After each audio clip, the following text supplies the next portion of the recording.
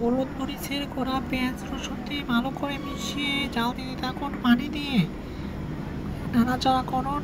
তারপর দেখা যাবে যখন ভালোভাবে ঘন হয়ে আসবে, ঠিক ঘন হয়ে আসার পর লতাগুলো রেখে দিতে হবে।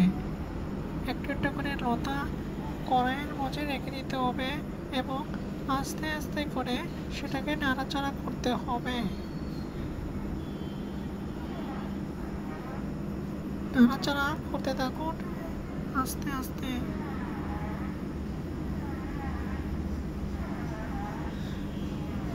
তারপর সেটিকে নাড়াচাড়া দেওয়ার পরে একটি ঢাকনা দিয়ে ঢেকে দিতে হবে।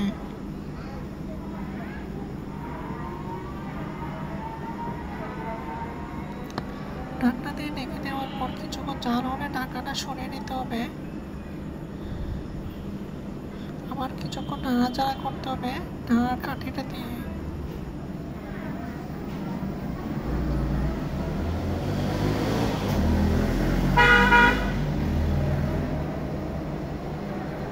তারপর ঢাকনাটা আবার ঢেকে দিতে হবে ঢাকনা দিয়ে।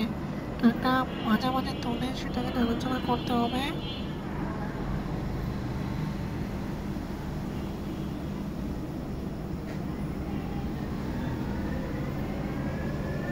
তারপর আবার আমরা ঢাকনা দিয়ে এভাবে ঢেকে দেব।